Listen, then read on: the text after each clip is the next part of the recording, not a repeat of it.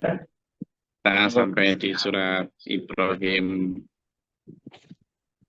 ayat ke 37 nih, 38 Ke 9 sekarang. ke 9 nih. Bukan, ayat 38 gitu.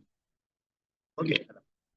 Rabbana innaka ta'lamu ma nukhfi wa ma nu'lin wa ma yakhfa 'ala Allahi min syai'in fil ardi wala fis sama'i. Alhamdulillahilladzi wahaba li 'alal kibari Ismaila wa Ishaqa. Inna rabbi lasami'ud du'a. Ini doa-doa yang memang harus kita panjatkan betul sebagai itibak kita kepada Rasulullah Muhammad SAW. Ya Tuhan kami, sesungguhnya Engkau mengetahui apa yang tersembunyi dan apa yang jahar dilahirkan.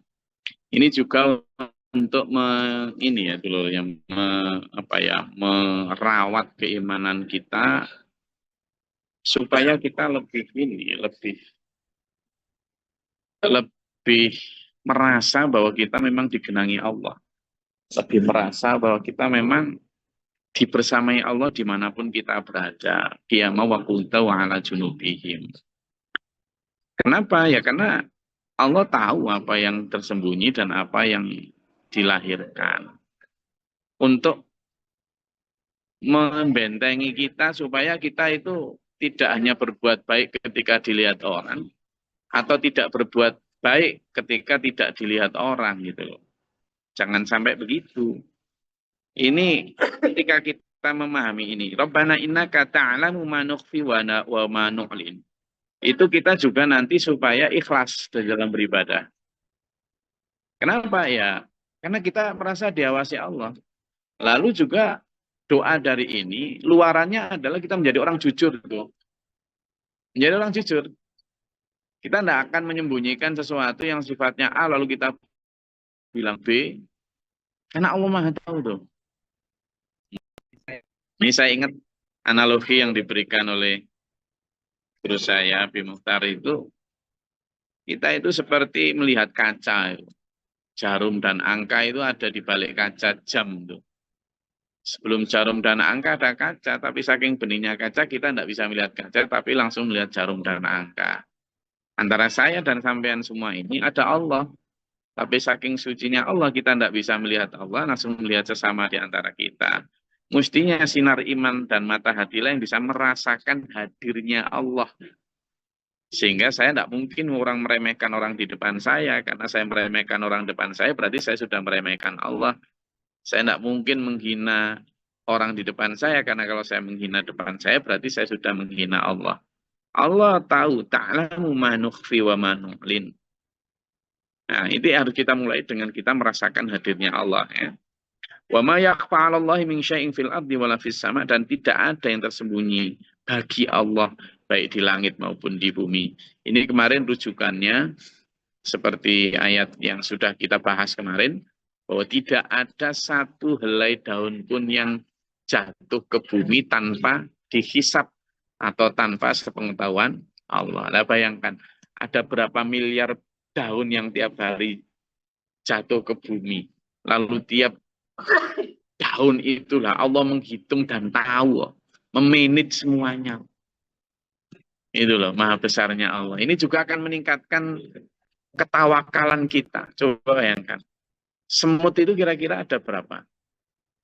Kira-kira tiap rumah ada semutnya enggak? Coba, semut itu tiap semut punya mulut enggak? Punya perut? Nah, itu semua mulut dan semua perutnya semut itu, semua dijamin rizkinya oleh Allah. Semua. Bayangkan. Allahu yarzuqu man yasha. Man di situ bukan hanya kepada orang tuh, tapi apapun, termasuk binatang, tumbuh-tumbuhan. Sudah pernah ya saya cerita. Ada seorang penyelam gua. Dia menyelam, dia memang seorang peneliti biologis. Dia menyelam untuk meneliti ekosistem yang ada di dalam air di gua itu. Dia menyelam, ternyata di situ, di sebuah cerukan gua di dalam air itu, ada seekor ikan yang si bentuknya pipih gitu. Diam aja di situ, di cerukan itu. Dia perhatikan beberapa menit itu diam aja. Terus dia coba naik ke atas, balik lagi gitu beberapa jam kemudian itu dia masih diam aja di situ. Oh, ini kok aneh gitu ya. Ternyata dia perhatikan lagi, lalu ada kayak apa mikrob kecil lah, hewan-hewan kecil itu dimakan ceret nih, lewat depannya makan ceret gitu. Loh, kemudian beberapa tahun kemudian dia datang ke situ lagi, nyelam lagi ke tempat yang sama. Ikan itu masih duduk di situ dengan cara makan yang sama. Setiap kali ada binatang kecil atau tumbuhan kayak galga yang lewat gitu dimakan. Jadi bahkan binatang sekecil itu yang diam di tempat itu loh Allah ngasih rezeki. Saya sampaikan ini bukan berarti nyuruh sampean diam di rumah lalu minta rezeki. Bukan, bukan begitu. Sama tetap harus jualan motor. Sama harus tetap jualan beras, harus tetap ke sawah, harus tetap ke kantor. Harus. Tapi ketawakalan kita bahwa tidak ada yang tersembunyi di langit maupun di bumi. Semua diurus oleh Allah. Maka alhamdulillahilladzi wahabali alal kibari. Kemarin kan kita bahas tentang bagaimana Nabi Ibrahim sebelum memintakan rizki untuk keluarganya, Nabi Ibrahim lebih dahulu memintakan keimanan, perlindungan dari godaan setan, perlindungan dari penyembahan terhadap berhala, lalu bagaimana diberikan tempat yang aman agar apa? Agar bisa liyuqimus sholat, bisa menegakkan sholat. Itu. Jadi baru kemudian faja'al afidatan minan nasi tahwi ilaihim warzuqhum minats samarat la'allahum yashkurun. Itu pun dengan tujuan agar mereka bersyukur. Jadi itu.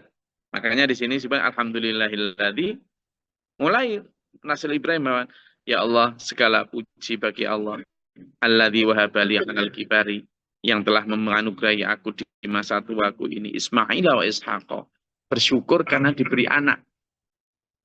Bersyukur karena diberi anak. Sampean dan saya yang diberi anak ini berapa kali kita bersyukur. Coba dulur-dulur kita yang tidak diberi anak. Ya kan? Jadi kadang kita diberi anak perempuan. Minta, oh kok kenapa enggak laki-laki gitu. Yang diberi anak laki-laki. Pengen punya anak perempuan. Gitu kan? Yang diberi anak satu, pengen hanya dua. Tidak ada habisnya itu. Maka Nabi Ibrahim di sini mengajak kita untuk belajar bersyukur. Alhamdulillahilladzi wahabali alal kibari Ismail wa Ishaq. Meskipun kebersyukuran Nabi Ibrahim ini adalah kebersyukuran di samping karena punya anak di masa tua, yang itu harusnya tidak mampu lagi punya anak. Karena Nabi Ibrahim sudah umur 90, istrinya umur 80 atau 70 gitu. Ada yang mengatakan Nabi Ibrahim sudah 100, istrinya 80. Dan masih punya anak. Itu kan keajaiban mukjizat dari Allah. Tapi tidak ada yang tidak mungkin bagi Allah. Satu memang karena itu akhirnya punya keturunan. Yang kedua, alhamdulillah Ishak dan Ismail diberikan Allah nubuah atau kenabian. Sehingga di samping punya anak laki-laki tapi juga diberi tugas kerasulan. Inna rabbi sami'un du'a, sungguh Tuhanku itu maha mendengar segala doa. Kita juga diajarkan untuk percaya bahwa doa kita pasti akan didengar oleh Allah. Nabi Ibrahim kan di ayat-ayat banyak sebelumnya itu minta kepada Allah, ya Allah berikanlah aku keturunan. Jangan biarkan aku tidak punya pewaris untuk melanjutkan perjuangan ini. Jadi misi Rasulullah Ibrahim minta punya anak itu adalah misi untuk generasi. Misi punya keturunan untuk melanjutkan perjuangan agama. Bukan hanya sekedar punya anak. Kalau cuma sekedar punya anak berkembang biak, akeh tunggale. Nah, kan? Jadi misinya Nabi Ibrahim minta punya anak itu semata-mata demi agar ada yang melanjutkan misi perjuangan.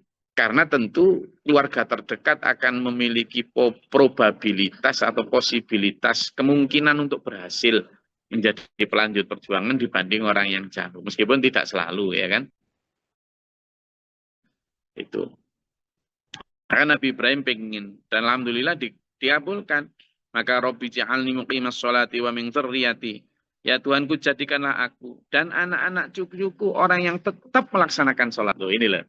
Jadi doanya untuk anak cucu itu orang yang bisa melaksanakan sholat, menegakkan sholat. Lah doa ini dulu yang kita minta. Sukses duniawi itu nanti, kedua. Harus sukses secara ukhrawi dan ruhani dulu ini loh. Pastikan anak-anak kita itu orang-orang yang menegakkan sholat dulu. Setelah itu baru doakan tadi warzuqhum minas samarati. Berikanlah rezeki dengan buah-buahan. Itu kedua. Tetap berdoa begitu boleh. Ya ini tadi saya kan sedang ngisi di Masjid Muhajirin. Di satu masjid di Kota Tabanan. Nah tadi topiknya tentang haji. Lalu saya sampaikan tentang haji itu kalimat manis tato'a itu tidak hanya sekedar mampu secara finansial, tapi mampu secara sosial, secara ritual maupun spiritual. Menyucikan niat biar haji itu enggak karena pengen status sosial, apalagi hanya karena selnya. Jadi ngendor-ngendori haji sih Gus, gitu. Apa enggak boleh sih di sana itu berdoa minta ini itu misalnya. Saya jawab, loh, justru saya bukan ngendori tapi nguati. Tapi nguati niat bahwa ketika kita ke sana itu niat utamanya jangan berangkat karena dodolan, dagangan, atau hanya karena status kebanggaan, atau hanya karena selfish lalu bagi-bagi biar nanti keviralan. Bukan. Harus benar-benar karena lillah li kalimatillah untuk ziarah kepada bagaimana Rasulullah Muhammad SAW dulu perjuangannya, untuk napak tilas bagaimana dulu Nabi Ibrahim alaihissalam dalam perjuangannya. Kalaupun di sana mau berdoa, monggo. Ya Allah, berikanlah kesehatan untuk si A, si B, boleh. Ya Allah, berikanlah kemudahan si A, si B itu kerabat saya untuk membayar utang. Boleh, tapi jangan jadikan itu sebagai tujuan utama. Repot nanti. Apalagi kalau kemudian sudah mau akhir-akhir mau pulang itu. Sudah ruwibet ini gawane piye. Jadi gitu. Maka di sini boleh saja kita berdoa untuk anak-anak kita diberikan kelancaran usaha di dalam dunianya. Tapi ingat, doa yang paling awal dulu adalah Rabbi ja'alni muqimas sholati wa min dzurriyyati Rabbana wa taqabbal du'a. Lalu ini Rabbana ghfirli, ya Tuhan kami ampunilah aku wali walidayya dan kedua bapakku. Nah, minta ampun lagi. Kan kemarin sudah Astaghfirullah Rabbal baraya, Astaghfirullah minal ya. Kan itu. Pertama minta ampun atas segala dosa, minta ampun terhadap Tuhan atas semua kesalahan kita. Baru kemudian Rabbi zidni ilman nafi'a. Ketika kita minta ilmu yang bermanfaat. Wa ya habli. Rabbi zidni ilman nafi'a wa wafiqni amalan maqbula. Dan diberikan petunjuk amal yang diterima. Baru kemudian wa ya habli rizqan halala, dan anugerahilah kami rizki yang halal. Boleh. Tapi yang nomor 5 itu baru dia. Rabbana wa taqabbal du'a. Taubi firli wali walidayya walil mu'minina yauma yaqumul hisab. Ya Tuhan kami, ampunilah dosa kami, dosaku dan dosa kedua ibu bapakku, dan dosa orang-orang yang beriman pada hari nanti diadakan perhitungan. Jadi dulur, nanti kita di akhirat itu kita memang akan ditanya sertifikat berapa yang kita punya, STNK kita berapa, ditanya. Tapi yang ditanya adalah sertifikatmu itu untuk apa saja, pribadimu sendiri atau untuk agama. Kamu tinggal di dunia atau tinggal di akhirat, bawa ke akhirat. Ditanya. Maka yang pertama ditanya adalah tentang dosa-dosa kita. Sehingga itu diutamakan dulu. Bagaimana kita meninggal itu dalam keadaan suci, bersih dari dosa. Itu the optimum, the optimal, the ultimate goal kita itu. Wafat dalam keadaan suci dari dosa, wafat dalam keadaan punya sangu, wafat dalam keadaan husnul 5. Nah itu. Gitu loh ya. Saya rasa itu. Monggo.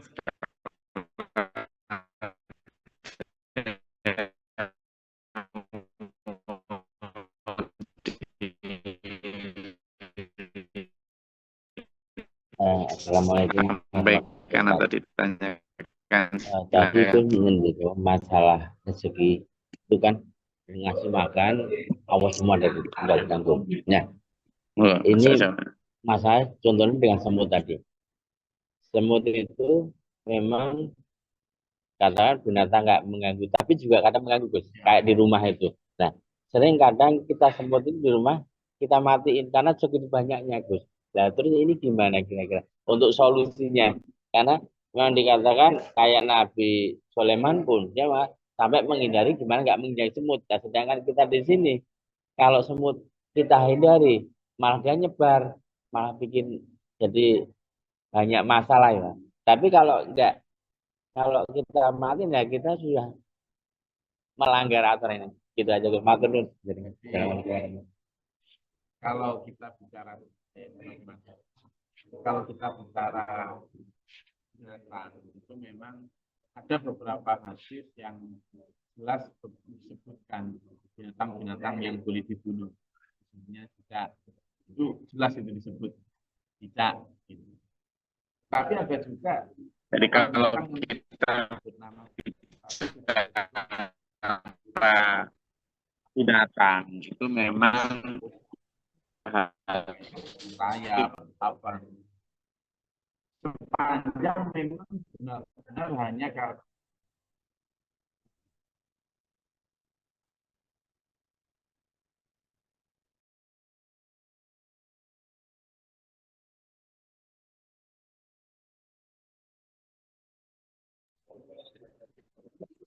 jadi sepanjang kalau kita memang benar-benar tidak karena apa, misalnya di luar pagar kita, kemudian karena jengkel lalu kemudian kita bunuh.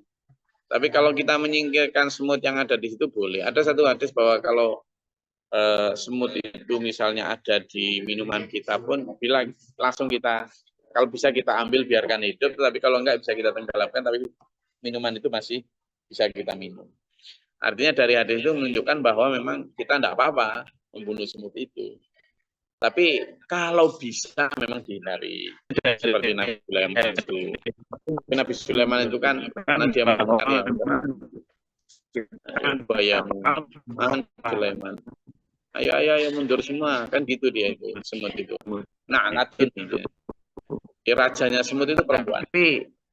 Rajanya semut itu perempuan. Kan memang ratunya semut itu dia bilang, ya Iwan, jadi wahai para semut, ayo kita masuk ke gua kita karena ini ada Sulaiman lewat karena dia menurut tentaranya, khawatir dia nggak peduli kita, dia nggak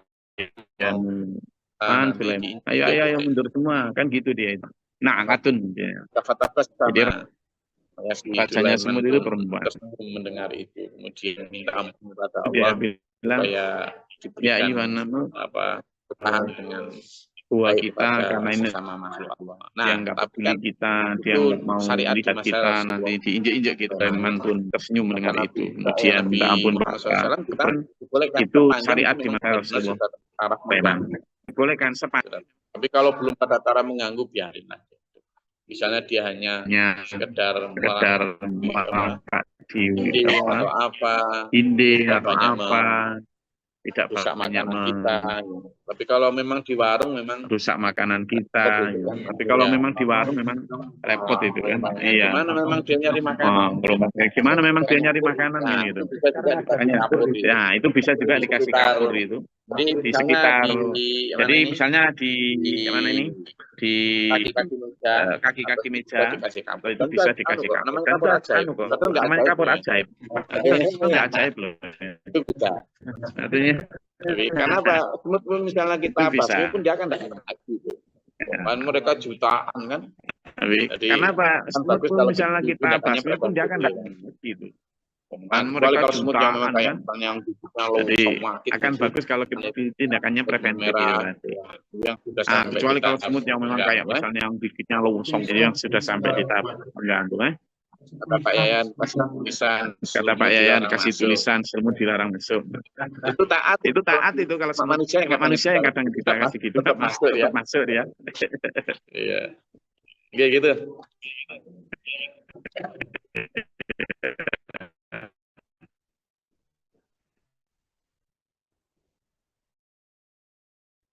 Oke gitu. Assalamualaikum warahmatullahi wabarakatuh. Tentang doa Nabi Ibrahim kepada orang tuanya tadi, Gus. Padahal kan orang tuanya belum Muslim, apa dan pripun. Ada lagi, silakan. Izin Gus, tadi secara tidak langsung di dalam Jadi doa ini kita tidak tahu apakah doa ini diucapkan ketika sudah dilarang itu. Tapi Kan kemudian memang ada fase fase di mana Nabi Ibrahim tetap memperjuangkan nasib orang tuanya, tetap mendakwai, tetap karena dia sudah termasuk orang-orang yang durhaka kepadaku. Kemudian itu, maka Nabi Ibrahim di situ disebut ini bari umingka. Aku berlepas diri dari engkau Bapak, gitu. Nah, kemungkinan besar bahwa doa ini diucapkan ketika belum adanya perintah itu. Karena memang di situ kemudian sudah ya, Bapak saya tidak bisa mendoakan Bapak lagi karena Bapak memang sudah seperti itu. Nah, tapi doa ini adalah penting untuk kita selama orang tua kita masih hidup. Karena kita kan tidak dapat firman dari Allah langsung. Jadi kita harus tetap husnudzon bahwa orang tua kita masih punya kesempatan untuk di situ ini, terutama yang meninggal. Nah, tetapi kalaupun Bapak, sudah meninggal, kalau memang meninggalnya dalam keadaan husnul khotimah, doakan Bapak maka lagi. kita tetap bisa mendoakannya. Penting untuk Mendoakan minta ampun tadi. kita Karena Rasulullah sendiri pernah dan mendoakan bahwa untuk diampuni wal mu'minin wal mu'minat al ahya'i minhum wal amwat, untuk memang meninggalnya dalam keadaan untuk orang tua maka kita tetap bisa mendoakannya. untuk Jadi boleh. saudara mukmin Karena laki Rasulullah perempuan pernah mendoakan li wali wali jami muslimin muslimat wal mu'minin wal mu'minat al ahya'i minhum wal amwat, untuk saudara mukmin laki perempuan, muslim laki perempuan yang hidup maupun yang mati, seperti ampunilah dosanya. izin Gus.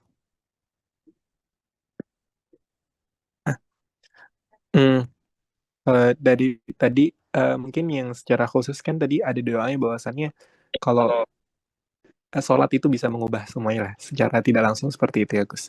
Nah, kalau dari POV-nya Gus Glory sendiri, kira-kira sholat bagaimana yang benar-benar bisa mengubah hidup itu dan benar-benar bisa jadi turning point di seseorang? Karena kan kalau sholat ya mungkin biar nggak sekedar gerakan saja ataupun ucapan saja ataupun ibadah ritual saja, tapi benar-benar bisa berdampak sama kehidupan kita sesuai dengan doa yang tadi meminta anaknya bisa menjaga sholat kita.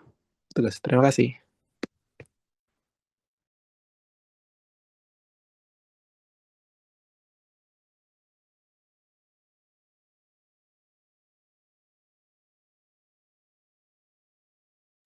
Ngapunten Gus, mic-nya mati. Ada satu ayat surat dalam Al-Quran yang bisa jawab Mas Rahman ini. Jadi surat itu sudah pernah saya sampaikan, tapi tadi saya mau sampaikan ini jadi kuis tapi kelamaan. Jadi coba dibuka di surat Al-Baqarah ayat 45 Mas Rahman. Surat Al-Baqarah ayat 45.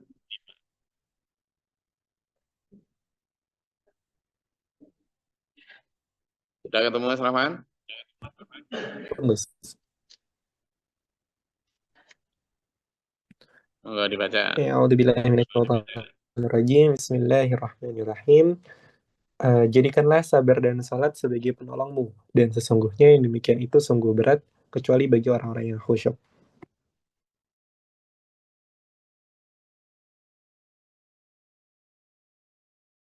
Di situ disebutkan bahwa jadikanlah sholat itu sebagai penolong.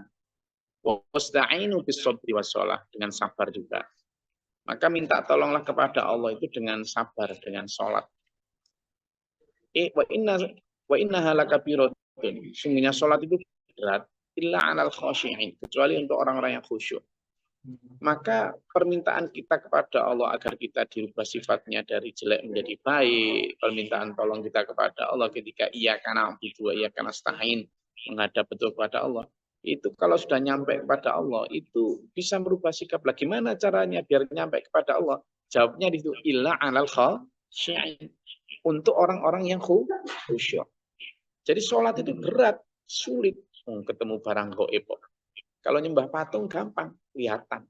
Nyembah manusia gampang. Di India kan banyak itu orang yang nyembah manusia itu. Gampang kelihatan. Patung gampang, nyembah salib gampang kelihatan. Tapi nyembah Allah sulit, berat. Innaha lakabiratun. Tapi tidak berat illa 'alal khashi'in, kecuali untuk orang-orang yang khusyuk. Apa ciri khusyuk? Ya memang fokus, tulus, mukhlis, tumakninah betul hanya menghadap Allah. Makanya Pak Guru Mohtar pernah ngajarin kita, Mas Rahman. Sama itu ketika sholat katanya, kata beliau, kayak sama sedang menghadap seseorang gitu loh. Lalu sama bilang, Mas minta tolong hutangi saya, minta tolong pinjam ini, pinjam itu misalnya. Sama ngomong gitu karena di depan sama ada orangnya, lihat.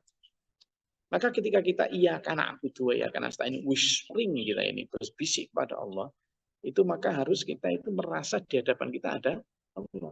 Memang mata kita tidak bisa melihat, tapi kita merasakan hadirnya Allah, lalu iyyaka na'budu wa iyyaka nasta'in. Fokus di situ. Insya Allah dengan itu nanti inna sholata tanha 'anil fahsya'i wal munkar. Caranya gimana? Dimulai dari wudhu. Ketika kita wudhu itu harus benar-benar sudah sesempurna mungkin wudhunya. Apakah semua sudah anggota wudhu sudah kena airnya? Kemudian dari tempat wudhu sudah niat sholat memang. Tidak bicara lain-lain. Nah, kemudian ketika duduk menunggu qomat itu sudah tidak bicara lain. Jangan buka HP. Ketika nunggu sholat itu sudah fokus ya kayak kita mau menghadap pejabat gitu loh. Di ruang tunggu itu sudah mikir nanti apa yang tak sampaikan. Tak ada itu sampai 6 bulan. Begitu qomat Allahu Akbar sudah ditanggalkan semua urusan dunia, fokus pada Allah. Sampai nanti setelah sholat silakan urus dunia lagi. Bang Tasyir Vila. Tapi ketika sholat berapa menit itu fokus. Tapi kalau ketika iyyaka na'budu wa iyyaka nasta'in bibirnya ngomong ya Allah kepadamu aku minta menyembah dan kepadamu aku minta tolong. Tapi pikirannya statusku tadi udah di-like orang berapa ya. Repot. Sandalku tadi di mana ya. Besoknya utang pakai apa ya. Ya wes. Gitu. Jadi gimana ya khusyuk? Dan gimana caranya khusyuk? Simple. Sejak sebelum panggilan azan itu sudah mengharap mau ketemu Allah. Kok belum zuhur ya? Gitu. Bukan kok sudah zuhur? Nah itu kan beda. Kok belum zuhur ya? Berarti harap-harap itu. Jadi ibtigha alim qa'arabihi itu. Lalu ketika wudhu sempurnakan. Setelah wudhu tumakni. Ketika sholat tumaknina. Tidak boleh sholat 23 rakaat 7 menit. Ini apa toh ya? Lagi itu masih ada yang membenarkan juga. Syarat, bukan rukun ya. Syarat sholat yang sah itu tumaknina. Tenang. Bukan ya terlalu pelan misalnya 2 jam 2 rakaat. Enggak gitu juga. Tapi tumaknina. Tidak boleh tergesa-gesa. Misalnya gitu. Lalu menanggalkan urusan duniawi di belakang untuk nanti kita ambil lagi.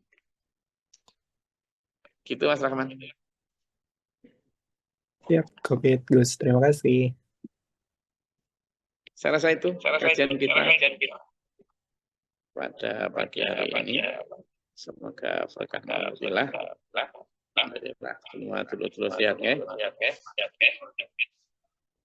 Mari kita akhiri dengan berdoa bersama. Semoga Allah memberikan kita kesehatan. Saya ini sedang berada di Tabanan, diundang untuk kajian subuh, makanya tadi mohon maaf kalau agak telat dikit. Insya Allah besok kita sudah normal lagi. Terima kasih, mudah-mudahan bermanfaat, berfaedah. Allah merahmati kita, menuntut kita dalam shiratal mustaqim. Amin. Allahumma sholli wa sallim wa barik. Allahumma fil mu'minin wal mu'minat wal muslimin subhanallahi wa bihamdihi. Allahumma hdina fi man hadayta wa afina fi man afayta wa barik lana fi ma Barak rabbana wa ta'ala alhamdulillah wa qad astaghfirullah. Allahumma tawfana wa ta'ala wa wa wa hastina min jami'i syaitan wa para banana.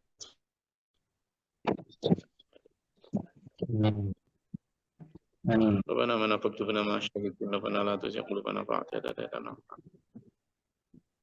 Rabbana hab lana rahmatan wa Allahumma hasan qalbana Allahumma hasan Rabbi a'udzu bika min hamazati syaitan wa a'udzu bika rabbi a'udzu nafs. Rabbana ja'alna muslimina laka wa mu'minina wa tamsina al-qarin. Allahumma fadli samawati wal ardi min ghaibi wa syahadati rabbika liman wa syahada la ilaha illa anta a'udzu bika min syarri ma tasna'u. A'udzu billahi min judil bala wa badarki syawasi. Inna nas'aluka al-huda wa taqwa wa kafal ghina. Rabbana atina fid dunya hasanah wa fil akhirati hasanah wa qina adzabannar. Rabbana taqabbal du'a innaka antas samiul 'alim wa tub 'alaina. Subhana rabbika rabbil izzati amma yasifun wa salamun alhamdulillahi rabbil alamin. Wassalamualaikum warahmatullahi wabarakatuh. Waalaikumsalam. Allahumma rahamna bil Qur'an